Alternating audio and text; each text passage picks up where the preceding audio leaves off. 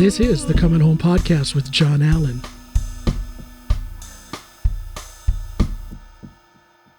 And welcome, everybody, to this episode of the Coming Home Podcast with John Allen. I am your humble host, John Allen. It's been a long time since I've spoken with you, but here we are. Thank you all for being here. I want to say this as well.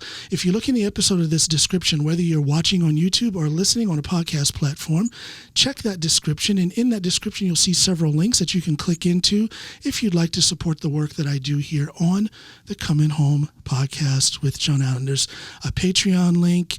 There's a Buy Me a Coffee link. I love coffee.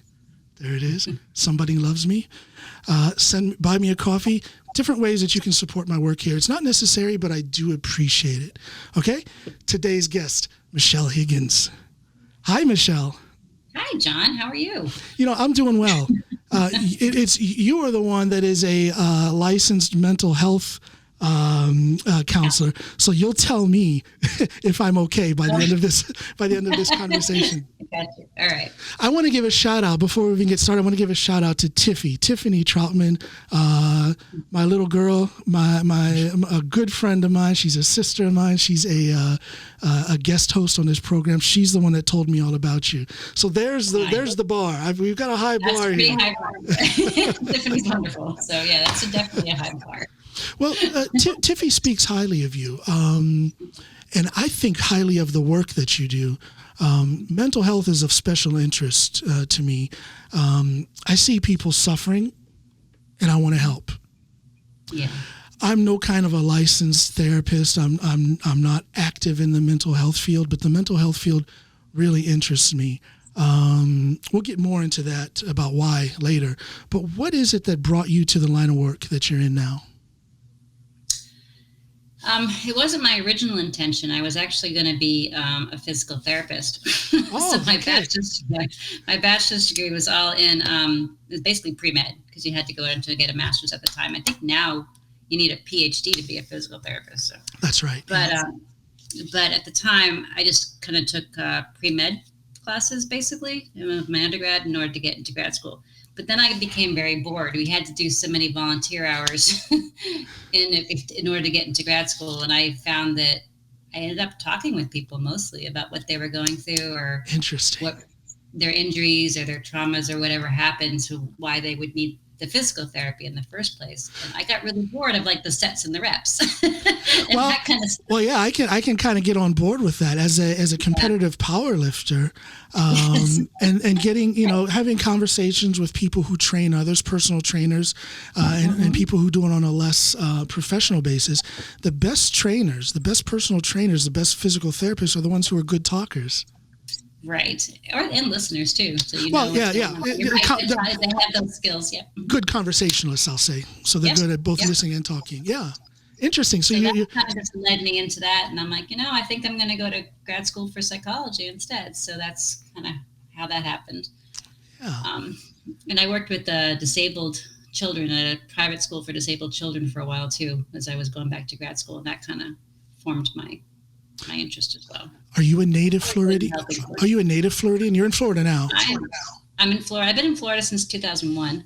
But I'm from New Hampshire. Family's all from Mass. Okay. And I'm from New Hampshire. Yep. Yeah. So, what is it that brought you to Florida? Tiffy? One really bad winter, actually. No, there's one. I didn't know her until I moved to it. It was one really bad winter. I remember there was like a snowstorm after snowstorm after snowstorm, and I'm just like, I'm done. And I was rebelling winter. I wouldn't wear my winter jacket. You're in Norway. You understand, I think. Somewhere. And from Ohio, so I know about the snow there too. So, yeah. I actually appreciate winter now. It took me 20 years, but now I actually don't mind. Like, I like to go visit it. But, it's nice to have a few days in the snow, but it's also good to get out of it. Right. Yeah, exactly. So that was, and my mother was already here too, so that kind of okay. Launching off point. So yeah, retired in Florida. She is now, yeah. So they were down here. My parents were down here, and I just came here as like my jumping off point. So yeah, and I'm still here. So you work from home now, currently, correct? I have been, and I love it. Can you talk about that, because a lot of people are looking at. How do I say this? Because I don't want to downplay anyone's trauma or anyone's negative experience, but these times of isolation and upheaval because of the pandemic have not been all negative for all people. No. And you seem to be one of those people who has managed, if not flourished. Can you talk about that? How did this come to be for you, and how has it affected you? The weird thing is that I think I'm ahead of my time a little bit with the telehealth thing, because I remember even in grad school, we did a project, and mine was, this is like before, because I'm old now, I'm going to date myself, but this is before like the social media. And I did a project, and I actually called it the social web. Okay. This is before it happened, right? Yeah. And I wanted to find a way to do counseling online because I wanted to travel. And I realized I couldn't travel if I was stuck in one spot, right? I see. And I can't just abandon my clients, like, because I feel like traveling the world, or I want to go live on an island or something. Yeah, So I actually wanted this. And at the time, nobody bought into it. Nobody thought it would work. They're like, how is that going to work? You're going to lose some of that human connection. Now, how far back are we talking? When was this? 2004, 2005. Okay. Yeah. Oh, yeah. Yeah. Totally different time. Actually, that was quite forward thinking of you. Sooner. Actually, I think it was like 2000, 2001, because I remember thinking about it when I was still in grad school. I'm old. So, yeah. Now, hold on. Now, that's 2 times you've offended me, because I think I'm older than you. So you're saying I'm an old grandpa. It's my own self-judgment. It's my own self-judgment. You're fine. And men age better. Men, you're aging great. Well, thank you. I think. You're right. So you were thinking of something. I mean, that was rather forward thinking at that time. It was. Yeah. That's what I said. I think I'm ahead of my time. And I did a whole project on it, and I called it the social web before it was even social media. So that was like the name of my project that I did. And then, when it actually happened, I fell right into it. But I'm somebody that I really like my own space and not being micromanaged or not being in an office. So my personality thrives. And there are some people's personality that they just rather be home. Yeah, and I wonder how many people up through the years, maybe you have some thoughts or an opinion on this. I wonder how many people up through the years have simply become, and I put this in air quotes, unemployable.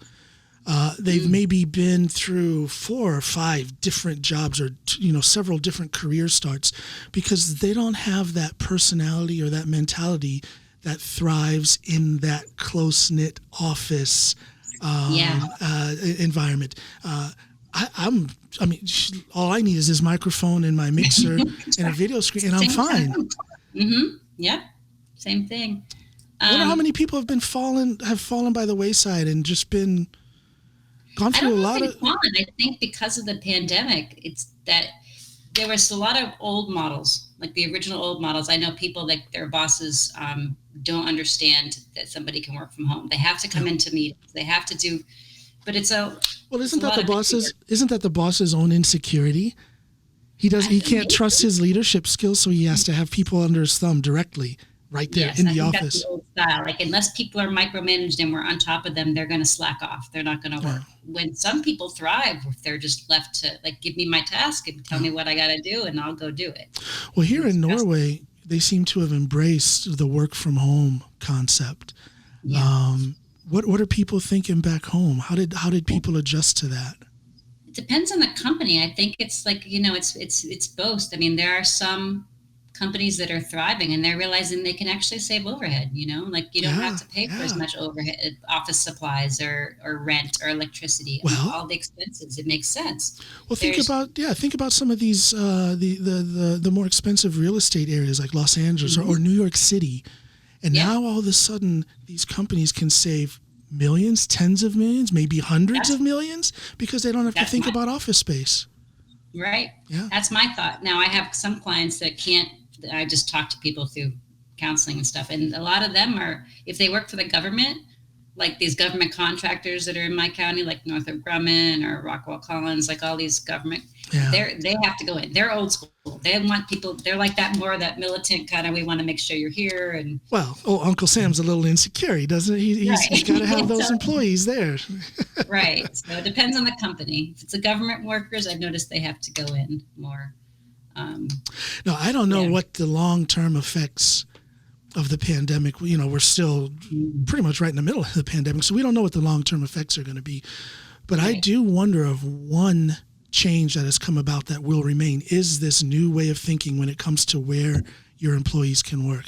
I see it as nothing but a positive. I mean, it's, I have my moments personally where I miss people, but as far as my productivity, as far as the productivity to many workers, I think it's actually gone up because they can work from home. Yeah.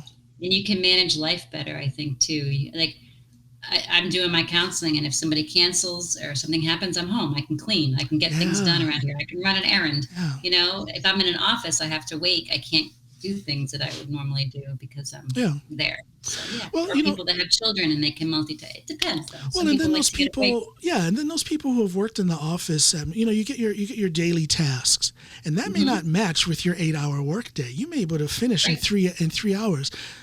Right. Think of all of the unnecessary mental pressure, all the stress that is put on that employee to look busy for that remaining 5 hours of their workday.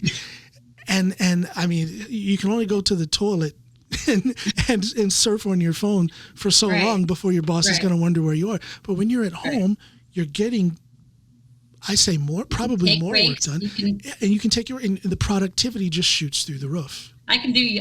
This is like my little yoga room that I have here, and so it's like my office and a yoga room. I'll turn around and I'll do like yoga if I have a cancellation. So that's like healthy, right? And then I can't do yoga in an office. I mean, I could, but it'd be awkward. I probably wouldn't. Well, there's been studies that have been done that say that if employees get just a 10-minute break every hour where they can walk on a treadmill or even jog on a treadmill or sit on a stationary bike or meditate or yoga or something like that. Again, productivity shoots through the roof. So you have the opportunity to do all those. The doors are open for those kind of things when you're working from home. Exactly. And I think it's healthier too. It means if you're doing things that are healthy for your body and your mind, then your life satisfaction, your satisfaction with your work, and just your happiness and your overall well-being is going to improve too. So for me, it's a win-win. You've said something now that I think very often about the connection between physical health and mental health. Oh yeah. Can you speak to that? What do you see in your clientele, in your people who come to you? Do you see enough to have this clinical idea of what physical health means in relation to mental health? Can you talk about that a little bit? In other words, no, go ahead. Well, I was going to say they're definitely intertwined. I mean, it's all connected. It's all one system. It's just different aspects of the same system. For example, I do a lot of trauma. Like my specialization is more trauma. I do a lot of like PTSD trauma work. So just that alone, you think about having a panic response or a trauma response. It's very physical as well as mental, right? So racing heartbeat, sweats.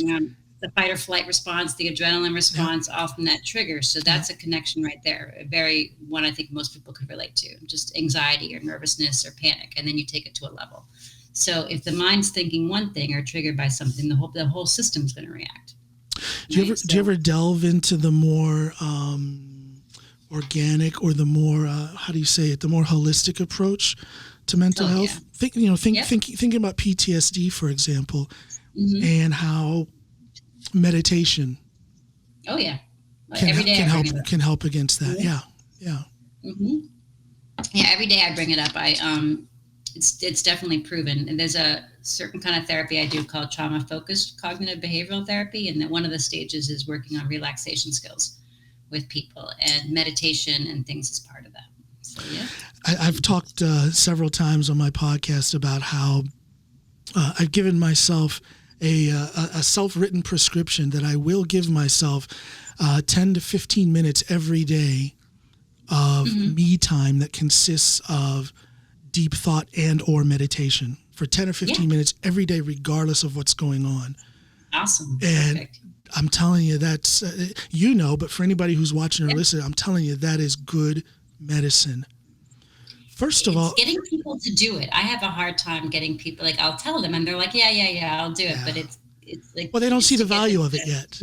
I'm like, just do it for a minute. Yeah. Just try for a minute. I mean, even if you do a minute of meditation, that's huge. Yeah, your brain is absolutely. just constantly wanting to talk to you. If you could just observe it for Yeah. 1 minute.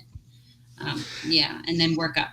It's it can be hard to do because people feel like you have to have some sort of mantra, Om or whatever. But you don't necessarily have to. I mean, you can. You don't necessarily have to do that. But if you just have that mentality that, okay, for 10 minutes, I'm going to try.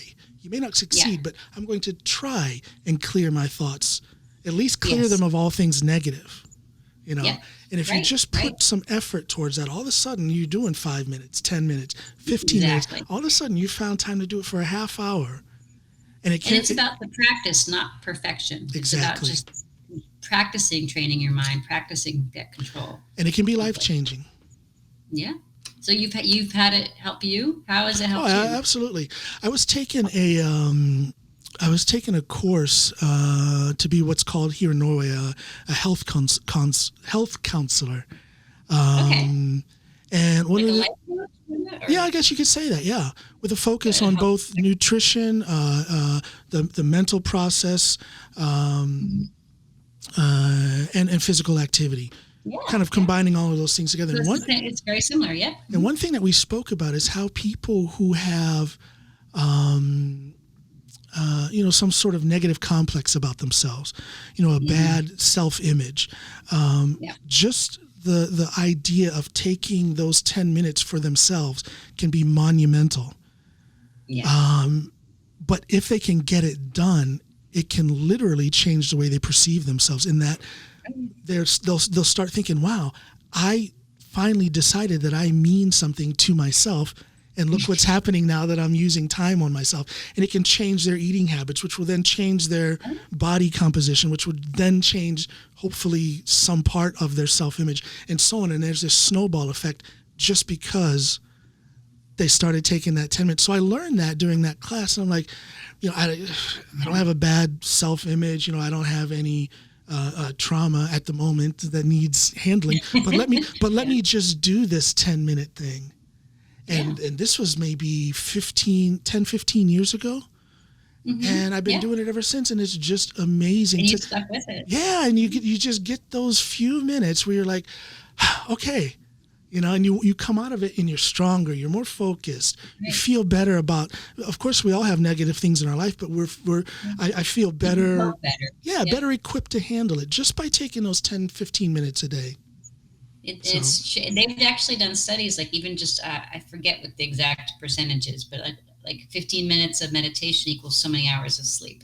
Yeah. Like that restfulness and what it does for the brain. And I forget the exact equation, but there is it's significant. Like just taking those 15 minutes and the brain is as rested as a couple hours of sleep. Well, it's a snowball effect, and it can, and talking about sleep, there's a lot of people, artists especially, musicians, writers, those people who are in that cerebral process for a living, very often have sleep issues.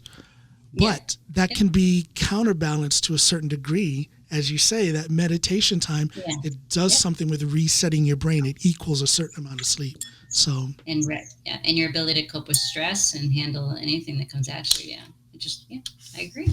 Well, it works for you. Well, and before I started doing those 10 minutes, I was what I would call a stressful guy, stressed out guy. Yeah, the little things that would come into my day-to-day life, I would dwell on them way too long. Way too long. What else I do as far as that's concerned and this is kind of different, but I actually prescribe people time to worry as well, because I feel like it's time limited. If you're so the people that worry like nonstop all day, blah, blah, blah, the brain's just going, stress. I'm like, okay, between 5 and 6, give you an hour. You're going to write down, you're going to write it out, you're going to journal, you're going to just get it all out. You're going to worry, you're going to overthink it to death. But once that time is up, you put it back in the box in your head. So you're not suppressing it, you're just delaying it. Yeah, I'm glad you said that. Yeah, because I don't. Right? Yeah, so, I'm glad you said that, because I don't want people to think that I'm saying that you should never consider your problems or issues. You should always have that time, and that's something that I do. Snoopy, my wife, her nickname is Snoopy. When we have a lot to think about, when we have decisions that need to be made, Mm-hmm. We drop everything, we get in the car, we drive into the square here in town and sit down at a coffee house, have coffee and talk. That's nice. And That's a set. If you make the time for it and it's scheduled, it's not like it's a constant running script in your head. It's almost a neurological programming thing. That physical act of us leaving the house, leaving the hotbed of issues and whatnot, leaving that, getting in the car, going to this other place. Something about that physical process helps us to talk, through some decisions that we have to make or whatever. Yeah. Yeah, that's great. No, that's great. And it's prescribed too, so you're not going to dwell and obsess. Yes. It's good for like obsessive people. Yes, we've blocked off. Yeah, we've blocked off that time and space to deal with the issue. And then after you're done and you go about your life, you're not going to continue to unless there's like a task that you need to do, but you're not going to continue to ruminate over it. Yeah. So that combined with taking time to meditate is really helpful. Let me ask you this: you as a therapist, you as a counselor, if you have a client and he or she needs help, but you see that process, that whole thing with them actually coming and speaking with you is very difficult for them, and they miss an appointment, they miss a couple appointments. What do you do? How do you balance that? You don't want to be bothersome. You don't want it to look like you're just trying to get your fee for having them as a client, but this person needs help. And, where do you balance that coercion versus cooperation? There comes a point where I'm not willing to work harder than they are. Right. So if it's their issue, and they don't, well, at least from a counselor's perspective, if they want, if they come and they don't want to come back, I'm wondering if maybe I'm the right fit, or if they're comfortable with me if there's a rapport issue, because I really focus strongly on just making people relaxed and building their rapport first. Yeah. But after a certain point, if they're avoidant, it depends. I worked with DCF cases where are court mandated cases where people are just resistant. They're only coming because the court says they have to. And at that point, those are the ones I'm not willing to work harder for because they're not ready. Yeah. People have to be ready and want the change. That motivation has to be there already. Right. And if it's not, and they're mandated, then I'm not. I've got to the point where I'm not chasing people. Otherwise, it's codependent kind of. Right. So, therapist point of view. Yeah, and I guess that leads me to my next question, or the second half of that question is, how do you? I mean, you're a human being. You have a heart. You have a soul. You care about people. How in the world do you balance that? How do you not get sucked into the stories? Trial and error, and I've been doing this for a while because I used to. I think at first, and it was a practice. When it becomes to the point where it's draining me, then I can no longer help. Like that, put the oxygen mask on yourself first, kind of thing. Yeah. And that comes with, I think, time and practice. I don't think I was as good about it when I started, but I was also having a lot of support too, supervision, other coworkers, other people to talk about and to bounce things off of. So you're not just giving all the time, but you have collaboration with other people. Does that make sense? Sure it does. Sure it does. Yeah. Yeah. Time. And just knowing your boundaries. Yeah. Mm-hmm. Yeah. Time and support from colleagues, support from leadership, maturity. Maturity, experience, and having honest talks with the person. How willing are they into their change? And it's like a dance almost too. Yeah. Some people really want the help, but they might not. It's just kind of helping guide them to get to that point. It really depends on their investment. If they're not willing to change, or they're not ready to, then you just pull back and kind of be there for them when they are. So when you're working with a group of therapists or counselors, you're actually at a building, again, back to that office support thing. I do. Yeah. But now during this time of isolation, now during the pandemic, you're on your own. Have there been any personal challenges? Again, going back to that thing about being a person with a heart and caring. And we both know that being in that pedagogic environment with other therapists, you can bounce ideas and you can kind of have a debrief, if you will. But when you're alone, you don't get that. Has this affected you in a negative way at all? I know you've already said that you're doing fine. You love working from home. I know what you're saying, though. Yeah. Well, for me personally, I actually haven't been solely. I have a private practice that I'm affiliated with, and I have gone in twice a week, just because I like them. So I actually have been. I'm actually phasing that out and I am working towards just strictly telehealth. So I'm not taking any new clients there. And that again is for the whole wanting to travel reason is the reason I'm doing it. Because this is like, it's just a private practice. I have a lot of autonomy there. I come in, I see my clients, I leave. So it's different than working for an agency like I used to do. I see. I love the private practice. I love it. But I get more one thing I find is I get a lot more cancellations because people have to get there. Yeah. With my telehealth, which is my own private thing on the side, the telehealth, I get hardly any because it's not hard for people to join. I tell you.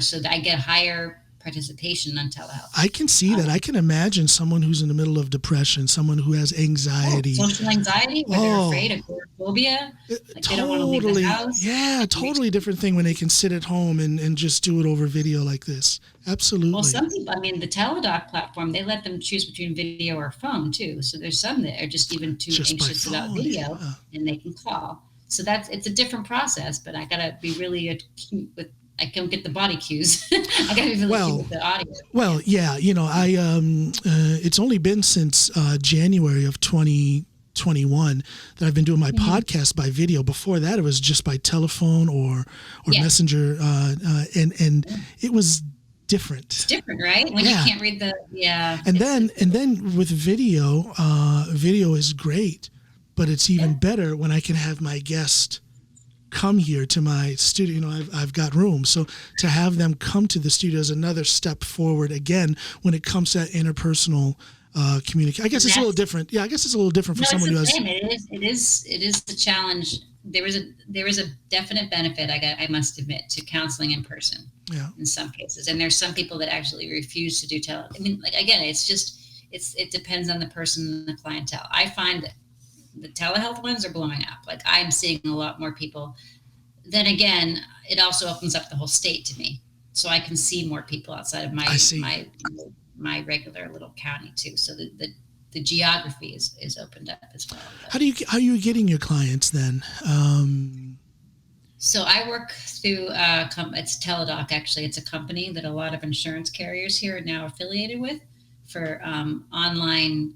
It's healthcare. It started off as a medical physical health platform, doctors, and they added the behavioral health counseling during the pandemic. And I literally just by chance had left an agency job and right before the pandemic hit, and I applied for Teladoc, and they expedited, because the pandemic when it hit, they expedited my onboard process. So it was beautiful. Because they wanted to reach many people. They realized there was a heightened anxiety.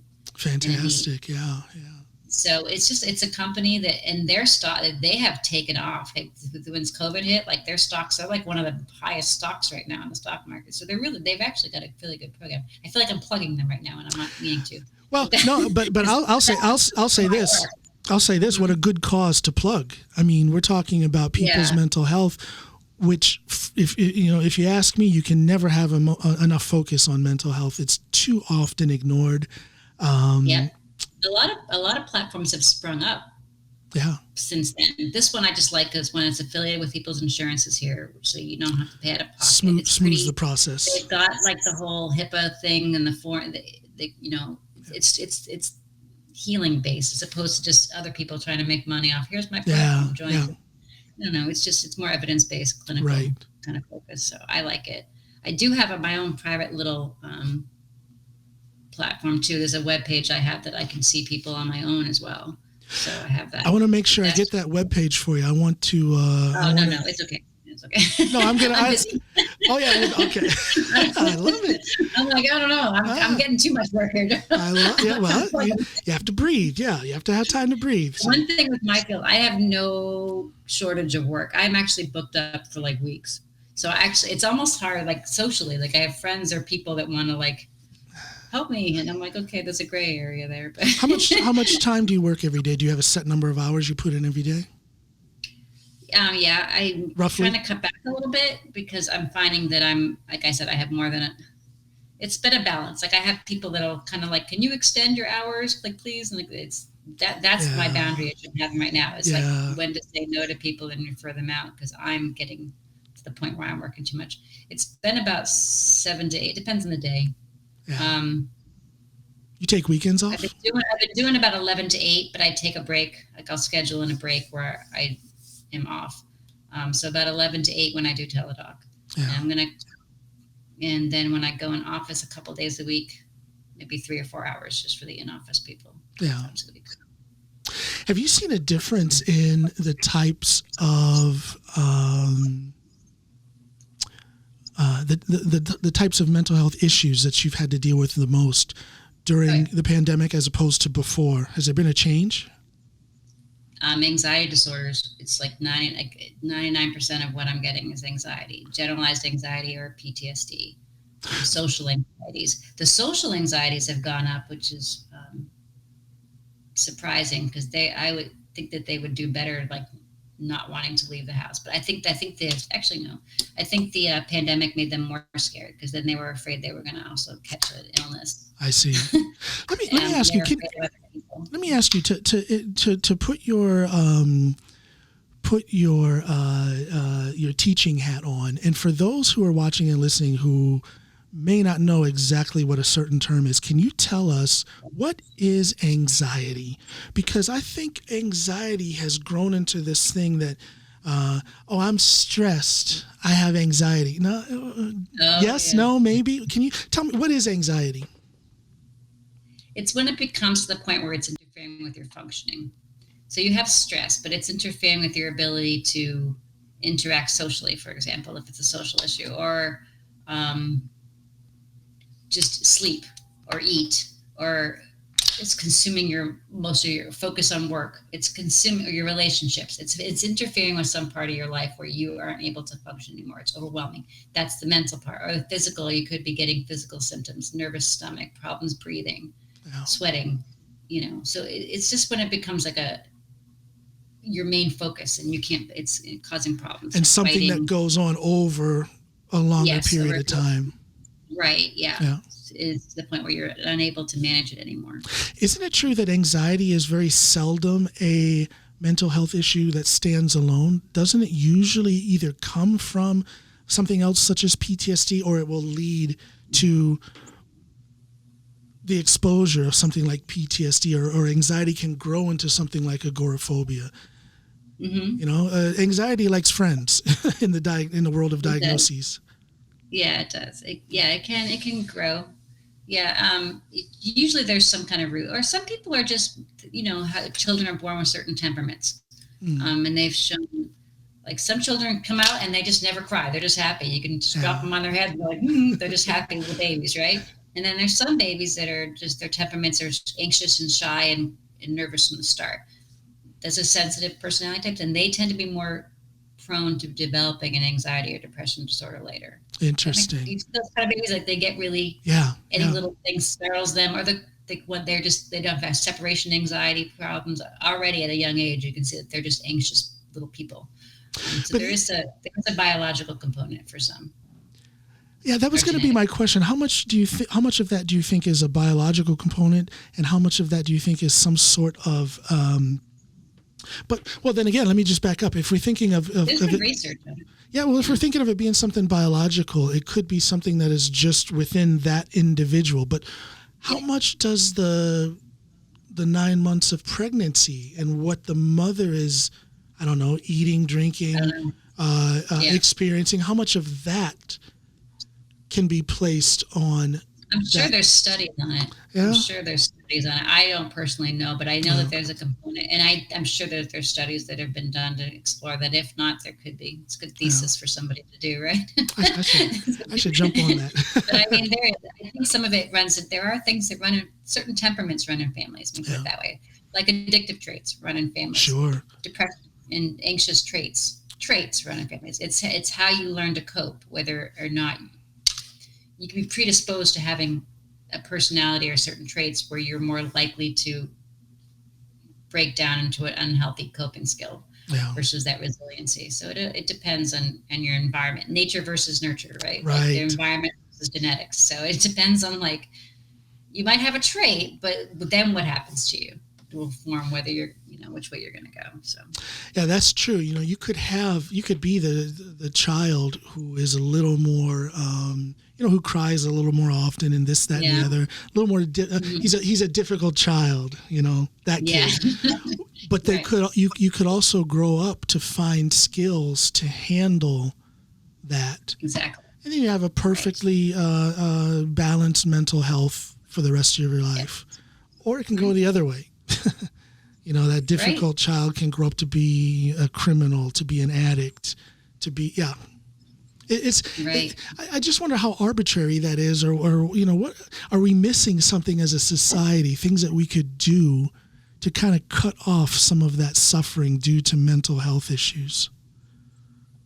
I have noticed with this generation now, like the teens and the 20-somethings now, I don't know if they're Gen Z. I guess they're Gen what is Z, that? Whatever their title is, yeah. I have noticed that they are way more mental health literate than any other generation I've ever seen. Oh, really? It's actually pretty amazing. I'm actually proud. Yeah, I've noticed that a lot of them, it's not a stigma as much as it was for like our generations or older generations. A lot of them were in counseling, getting pulled out of class to go have counseling with their counselors, or they've just been in counseling from a young age. And a lot of their peers have, and they know the lingo. They know. I've seen them teach other kids like grounding strategies for panic attacks. Like they teach each other now, and they talk about it. They do their TikToks on it.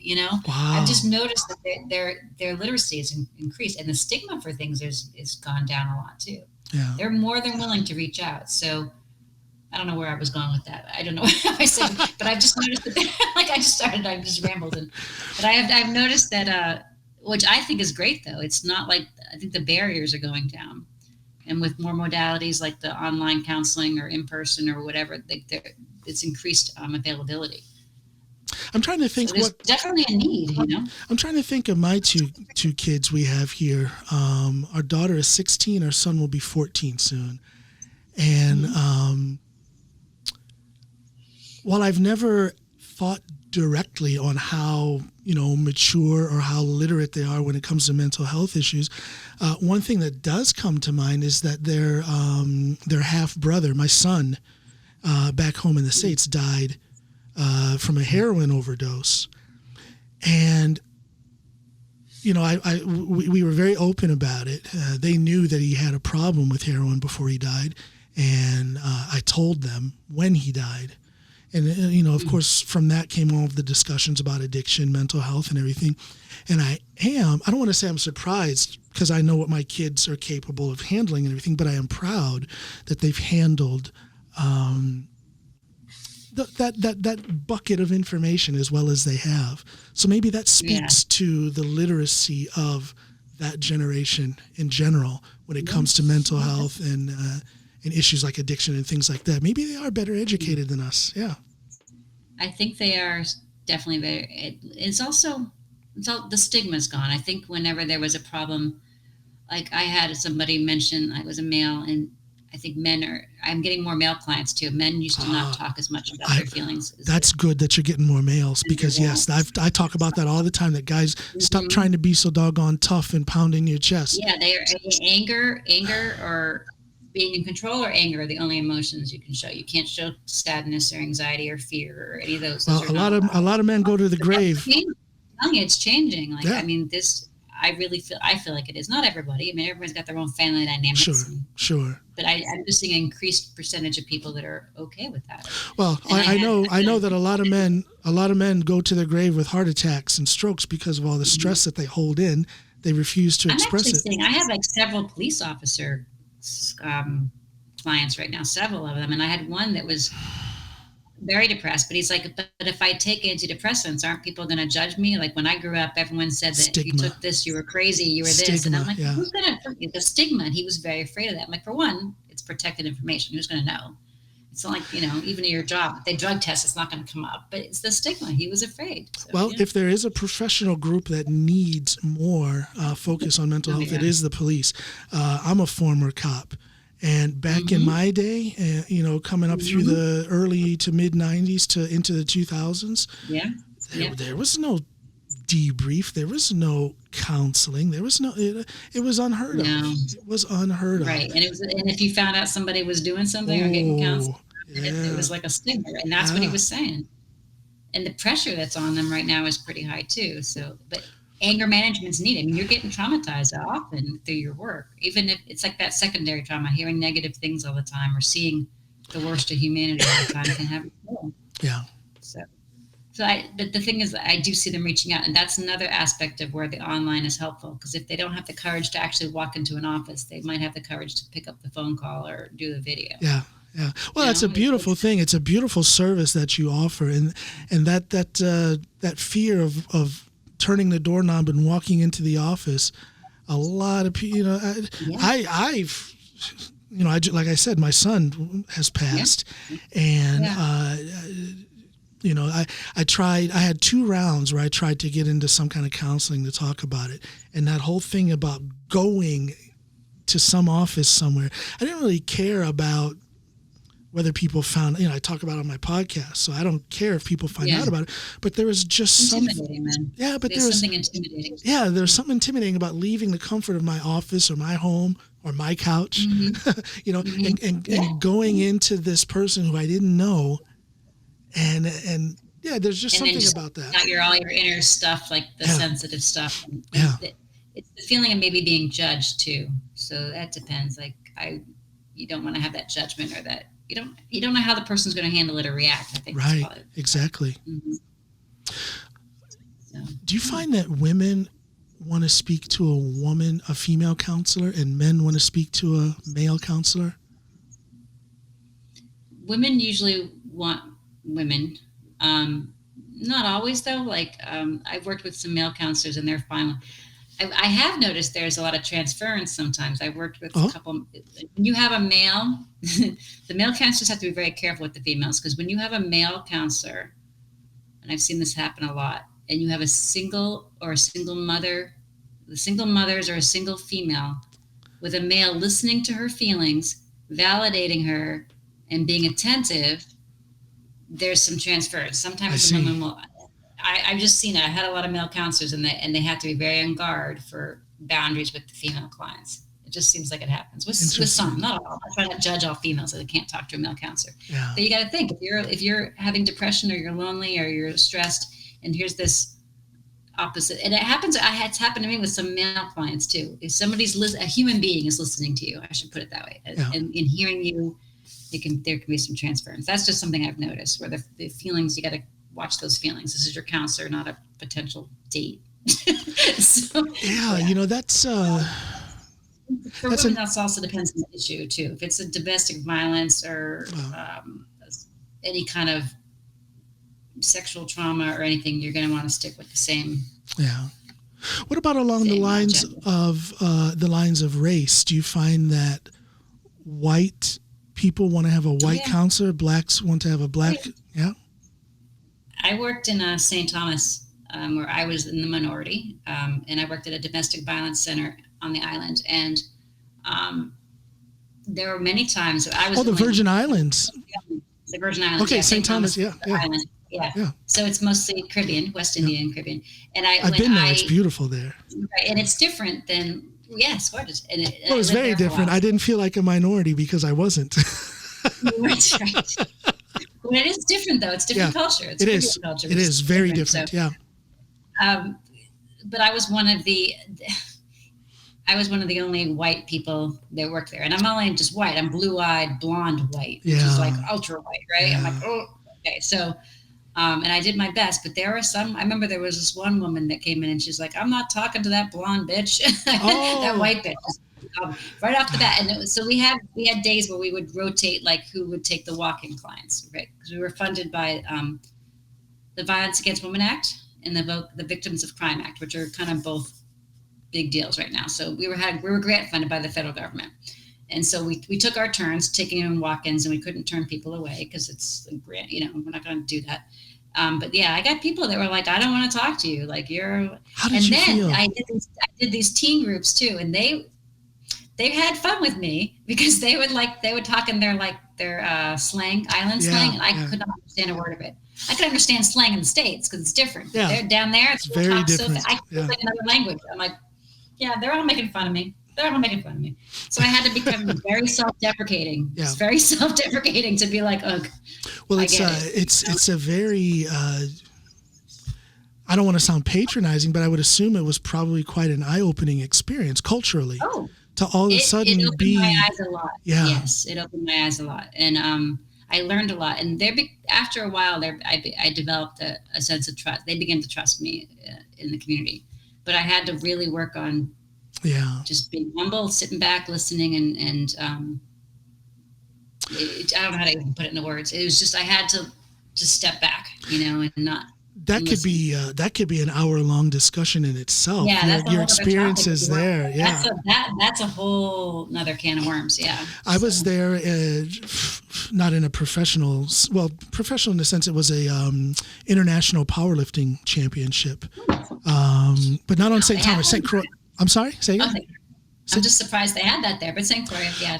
It's the North American Powerlifting Federation, which is part of the International Powerlifting Federation. So it was the North American Championships, and it floats from location to location every year. But that year it fell on St. Croix. Oh, cool! So nice. What a this is in 2016, 2015? Yeah, and what a place. And you talk about an eye-opener. I'm talking about what an eye-opener it must have been for you as a white American to all of a sudden be there in a work environment and be a minority. But it was an eye-opener for me to come from Norway, where everybody looks like you, and then to just have that. It's very, they're all. Yeah. And then to just have that one weekend there, it was like, okay, this is. It felt better. I really feel like almost every white person should experience it. I really do, because it was like, I was feeling like a sense. There were times where I felt like a sense of anger. There was a lot of. This is the thing. Even though I was in the minority there, it was still very economically. I was not. Yes. The poverty. Yes. It's crushing. I was still seen as.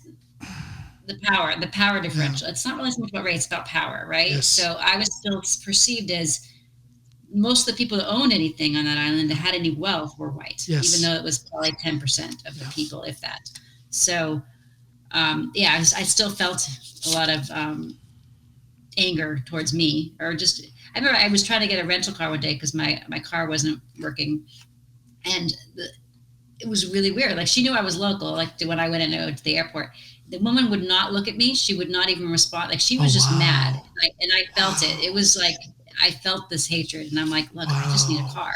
Yeah. But then I'm like, okay, how many times would the other races felt what I'm feeling? It was like it was as much anger as I felt. I'm in a privileged position, so it was different. But I think every white person should experience that at some point. What it's like to be on the other side. Empathy. At least every Republican. At least every Republican.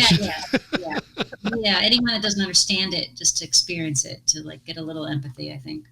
Well, yeah. Unfortunately, a lot of the racial troubles, not just in America, but in the world, it's. Yeah, there's a racial element to it, but it's compounded by that economic inequality. It's power. Yeah. It's power. Yeah. It's power. No, it was. That's one thing that I noticed, and I had always heard that this was the case, but to actually be there on St. Croix, I remember the ride from the airport to the resort where we were staying and where the competition was going to be. I want to say it took maybe 30, 35 minutes to drive from the airport to where we were, and everywhere I looked. Just the tiniest little shack houses. Poverty. And then imagine a hurricane hitting that, Oh God, yeah. Well, Snoopy and I were going to be. I liked it there so much. Snoopy and I were going to go there a couple of years. Right at the beginning of the pandemic, we were going to go there to the same resort and just hang out. But that was. I want to say it was right at, I'm trying to get my time straight, but I want to say it was right after the hurricane. The hurricane hit the Caribbean, and the whole resort was just gone, just leveled. Yeah. And so I'm clicking through and I'm reading articles about everything going on there, and they're talking about how they just don't know how the people are going to survive, not how they're going to be comfortable, not how they're going to make it, but how are they going to survive without the income from that resort and other resorts like it that were just wiped off the map because of the so that kind of drives home how poor those Caribbean island nations actually are. But then there's also a lot of wealth too. Well, that's from where that resort was. When you go up into the hills, you'd see these beautiful villas. Yeah, they're protected from the flooding. Yes, you'll see these beautiful villas, and the people that were working at that resort told us every single one of them was an American expat from the mainland. Not one local person was living like that. And they're usually white, right? Yeah, exactly. So you get, and that's where it comes from. But yeah, it's a terrible dynamic, that economic thing, which then compounds racism. I'm not mad at anybody who has a lot of money, but the worst racists are the ones who have a lot of money. Or to prevent, it's the prevention was something I've kind of been awoken to the last few years, is the prevention of minorities from being able to acquire wealth. That's systemic. I have spoken a lot. I've used my podcast platform to speak on that, and it's brought me a lot of fortune and a little bit of fame here in Norway, but I've also gotten a lot of pepper because of it, because that whole issue about systemic racism, that whole thing about how it's about how it's ingrained in that element of whiteness that can be oppressive. I'm not saying it is for all, but can be oppressive. And there's so many people who just can't handle hearing that.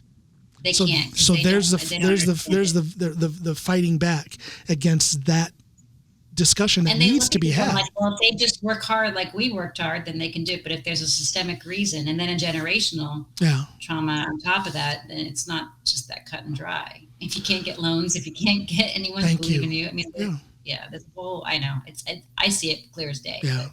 Well, and it should be clear for everyone, but I think a lot of people have. It's a learning curve. Well, part of my graduate degree, I actually got and this. I just think I'm glad I did this. So I got my master's in counseling, but psychology and counseling, but I also got a certificate in conjunction with that in multicultural counseling. Oh. Part of that was actual classes that we had to look at ourselves. So not only my experiences, but also in part of school, we had to do a lot of the work that I think everybody should do, honestly, as far as examining those unconscious biases and those things that you had.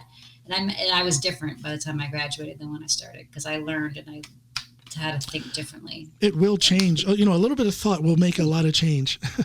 And then I experienced people assuming I'm a certain way because I look a certain way too. So I learned early on to never, my family is a racially mixed family. So I grew up with, I learned very early on to not, just because someone looks a certain way or comes from a certain place does not dictate who they are as a person. I was quite fortunate to have learned that very early on. And that's where the exposure to different peoples, different cultures, different ways of thinking is so important. And the best way to have that exposure as an adult is through dialogue and discussion. But again, there's so many people who are not willing to have, the minute you say the words systemic racism, they're just cut off. Defenses go back. Well, I think the social media has kind of caused, it's made that worse, just how the discussions or how they've been fueled.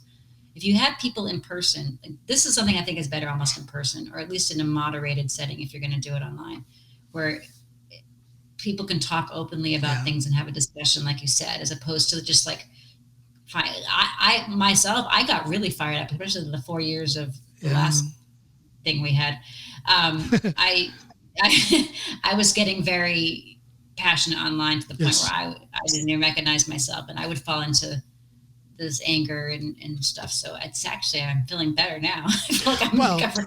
But I fell into it. It wasn't helpful, and you're just getting into like these responsive reaction areas. It's a real easy trap to fall into. I started to go down that road, 3 or 4 years ago, and I don't know what caused me to change my way of thinking, but at some point I realized that social media can be a good thing, and it can be a bad thing. It's all in how you use it. It's all in how you perceive it.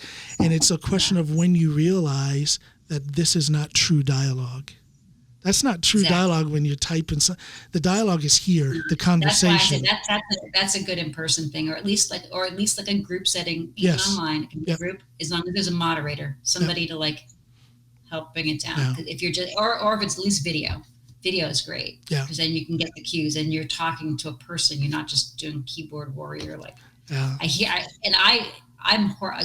a horrible texter, but I can't even type right. I'm very good with pen and paper. Pen and paper, I'm great, but typing, I don't know what it is. I just kind of lose some kind of connection in my head.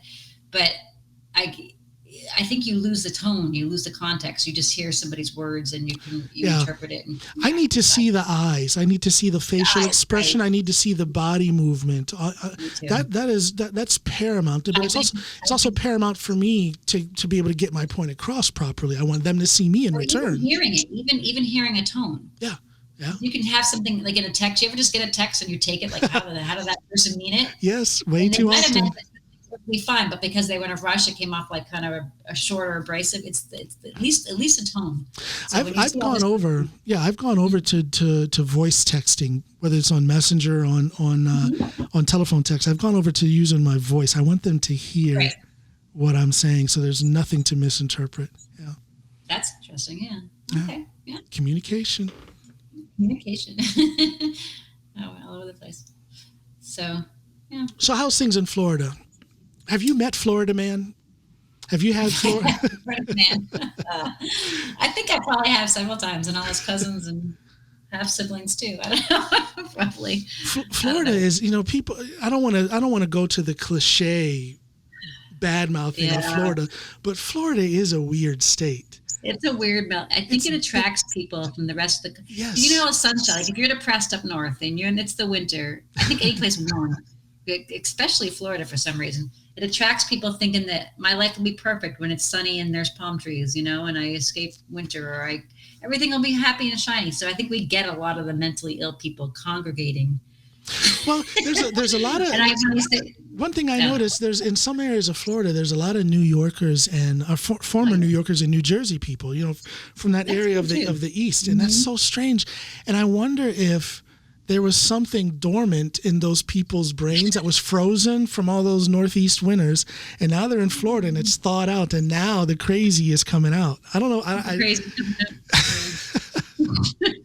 I don't know. I was reading somewhere too that one of the reasons there's that Florida Man phenomena is that a lot of the newspapers would start off with Florida Man. Like that was how they, whenever something happened, they would just Florida wording, Man, and so a hashtag kind of thing. Yeah. I hope I never meet that guy. There are some interesting ones. There's some fun ones out there. There's some fun ones, yeah. It's there's a lot of one like the street from me. There was a woman that, and I knew people that saw this. She was like on a lot of drugs and got out of her car, like meth, I think. Got out of her car, butt naked, got on her roof, middle of traffic, sounds like bumpers, nobody could leave, and was like just talking. And sat like naked on her roof and was talking to people on the roof of her car. And then you wonder why Florida gets a bad rap. Yeah, but I think it's the weather. You can't do that. I mean, maybe you could in like if you're in Montana, but I mean, you'd be cold. You probably would deter them. Well, more meth. They need more meth, and then they won't feel the cold, and then they'll do it. I saw another guy wrapped in a flag one time running across US 1. Just running naked in a flag. I don't know what that was about. The cops were chasing him. And I was like, oh, look at that. That's interesting. It didn't even faze me. I'm like desensitized. It's a weird state. It's a very weird. And I hate to say this, but my wife wants very much for us to find a property or a house or something in Florida. She wants to live there. There's beautiful little niches too. There's like little niches, like where I am right now. I'm happy. I can also disappear here. Nobody really. I can be almost invisible too. Why does she want to come? The weather? Well, she likes the warm weather. She's a Norwegian who doesn't like the cold, which is weird, but she's weird. So, no, how did you meet your wife? I'm curious. Oh, how did you meet this Norwegian woman? Yeah. She has a friend that she's been friends with since she was a teenager, since her early teens. Hege is her name. Yeah. So Hege moved to Chicago, where I was living. I was living in the Chicago suburbs in the middle. I went there at the time, girlfriends with one of my good friends that I trained with at the gym. So I met Hege, and right away Hege started telling me, "Yeah, you got to meet my friend back in Norway. She's coming here to visit me. She'll be here for a few weeks on vacation. You got to meet her." And I wasn't interested at the time. I was in another relationship at the time. So my wife comes to visit Hege, and I meet her. It's like, "Yeah, hi, how you doing? Goodbye." You know, and went back to training in the gym. So time goes on, a couple years go by, and each year my wife came to visit Hege. I would see her again at the gym and just, hi, how you doing? And then I'm finished with that other relationship. My wife comes to visit Hege again, and something clicked. Right. It's like, here, yeah, okay. So we started dating, and we got married in 2001, and halfway through 2002, we were living in Norway. Long story short. And you like it there. Yeah, okay. Yeah. All right. You still like it there? Yeah, it's I'm terribly homesick. Terribly homesick. I miss my Ohio. I miss my family back home in Ohio. I miss being home in Ohio. But having said that, everything is fine here. I have a great career. My wife has a great career. We got 2 beautiful kids. Everything is fine, but it's not home. It feels different. I know. I visited Tiffany there, our mutual friend there, Tiff. And even just I thought it was beautiful. Yeah. But even just getting off the plane and getting on the train to go see her in Porsgrunn, it was, I said, I don't want to offend anybody, but I remember I said something to her where I was like, it feels like the invasion of the body snatchers. Yeah. Like nobody was speaking, and there was just like, and as an American, I guess we're very like, or at least friendly, but nobody would do eye contact, and nobody would talk. And she was laughing so hard. She was like, "Oh my God, you noticed that like within the first 5 minutes?" I'm like, "Yeah," because it was socially, it's hard. I have my circle of friends from the music community. I've met tons of people through my podcast, my friends from the powerlifting community. But what I miss is that random conversation, that random act of kindness, that random contact. I got dirty looks. They're like, "Don't talk to me," kind of thing. You know, like it was like respectful to not bother somebody. Yes. But I'm like, "Hello." Yeah, No, you don't. And then I feel like that obnoxious American. I'm like, okay. No, so I'm doing fine here. All is well, but I'm terribly homesick. I do miss being home. Yeah. You should come to Florida then. I went through a period, like a lot of my friends moved away, and I'm waiting for them to all move back. I should give Florida another chance. I've been there. I was a truck driver for about two years after my time in the U.S. Marines. So I was in Florida a lot in connection with that job. I was living in North Carolina at that time, but very, very often in Florida. And then I went there once since I've been here. In fact, that time I went to the Virgin Islands. The wife and kids and we also spent time in Florida at Disney World. Oh yeah. And so I've given Florida a lot of chances. So maybe I need to go back one more time. It depends on where you are. You know how Florida's different wherever you are. That's true. Versus Miami versus Tampa. True. Here by the NASA, or Jacksonville, it's all Orlando theme park. It's all different. That's true. Depends on what you want. Yeah, but I've seen all those places. I've given it so many chances. I think you might like Chicago. I think you need to go to Chicago again. I've always wanted to go. I actually have it on my list. I've never been to Chicago, and I'm dying to go there. Chicago is a great city, but I don't think it's a great city for a former cop. I'm not going to Chicago unless I'm armed. Oh, really? Okay, see, I didn't know. I was a in the shows or whatever. I was a narcotics and gang detective. So really? I don't have many friends. I don't have many friends in the streets of Chicago. So your son, where was your son raised? Was he born and raised in? I'm curious. Born in Lansing, Illinois, just outside of Chicago. And then after his mother and I split up, they moved to Hammond, Indiana, just right across the state line into Indiana. Okay. So that's where he did most of his growing up and his life as a young adult until he passed away. I was just curious because you were a narcotics officer. Yeah. Your son so that must have been hard for you. Well, it was the counselor in me's coming out. I'm sorry. I'm like, well, no, don't apologize. No, I speak about this often. His passing is the reason why I started this podcast. I got so depressed, and I was just totally clueless about, that's a shock. Nobody's supposed to lose their child. So it really hurt me. It crushed me, and I just lost all motivation for anything, for anything. And my wife, being the smart lady that she is, she says, you need to find something that will give you motivation and inspiration again. So then my thought was, how am I going to do that? Well, she and others have always told me I should either get into radio or start a podcast, use my voice. And I says, well, why can't I do? Oh, thank you.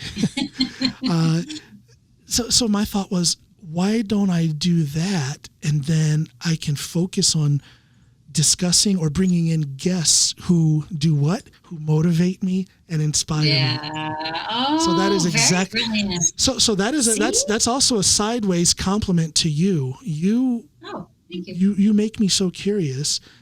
You definitely inspire me to be in this giving modus, because you, as a counselor, as a therapist, you are a giver. So that inspires me, that motivates me, that makes me curious about you, and that's why I asked you to come on. I mean, you fall right into the very reason as to why I started this podcast. That's thank wonderful. You. It makes me feel like you're welcome. Thank you. That's wonderful. So this whole podcast, it's and of course, since then I've branched off. I put a lot of comedy into it. I have a lot of stand-up comedians come on. When Snoopy, my wife, is therapeutic. Absolute. Oh, absolute. Well, I have a bit in my stand-up routine where I actually am making myself and my audience laugh about my son's addiction and his death. I've actually incorporated that into my stand-up routine, and it's been incredibly therapeutic. Wow. So I'm glad you're at that stage, though. That's great if you're at that stage where you can do that. Well, that's not to say that I don't have my low moments as well, but it's a process. But but that's the inspiration for me doing this podcast. I've gone on to other things as far as the content, but the original reason for doing a podcast was to climb out of that state what a great idea. Yeah. Well, it's my wife's idea. It wasn't my idea. It's hers. Really, so. You got to give her credit there. You got a good. I do. I tease her. I tease her because I love. Yeah. That's wonderful. Yeah. No, listen. Does she work in Norway? Yeah, she does. She's a psychiatric nurse. Yeah. Oh, see, all right. It all comes around full circle. There you go. Gotcha. There you go. Very cool. Very cool. She's she's a giver. She's very much a giver. She's far from as sociable as I am, but underneath that hard exterior, she's a giver as well. There's this thing that people who give, and I don't know how to put words on it, and every time I try to explain it, it comes out different. But there's this thing that some people have, and usually it's women, where they are such a sincere and authentic giving person. I feel it when I speak with them. I feel it when I'm near them. And my wife has that, and I think that's what attracted me to her in the first place. I could feel that giving part of her. It's genuine, like she's genuine. Yeah, she's real. Just as real can be, and very giving and selfless. Yeah. That's wonderful. And she's not here listening, so this is coming from the heart. I'm not trying to get brown. I know. I was going to say, this isn't even for like any kind of profit. And I can tell you really. You mean it. I know. I can see it. And she never listens to my podcast either. I have her as a guest from time to time, but she never listens. So, and people tell me, oh, your wife must be so proud of you with your podcast. I'm like, actually, she's not. She never listens. She's busy. She's got her own stuff. She's got her own thing. She's got her own thing. But listen, Michelle, I want to ask you something before we wind this up. Sure. I'm kind of turning the tables on you. A counselor, a therapist, they try to promote deep thinking in their clients, but I want to promote deep thinking in you. Sure. I'm going to say 3 words, and then I want you to finish the sentence, or if it has to be several sentences, then go ahead. Okay. All right. You ready? Okay. All right. Yeah. Michelle Higgins is independent, caring, empathetic. Independent, caring, and empathetic. That's the first things that came to my head. Yeah. Well, that must be what you Happy, are then. Peaceful, content. You look you look like you would just be a fun person to hang. You look like if I were to come to Florida to give Florida another chance. I'm also a ball of fun. Yeah. Well, if I were to come to Florida to give Florida another chance, I get the feeling that you would show. We did fun. I think it would be fun. You seem like a fun person. Yeah. All right, thank you. Yeah, we'd have fun.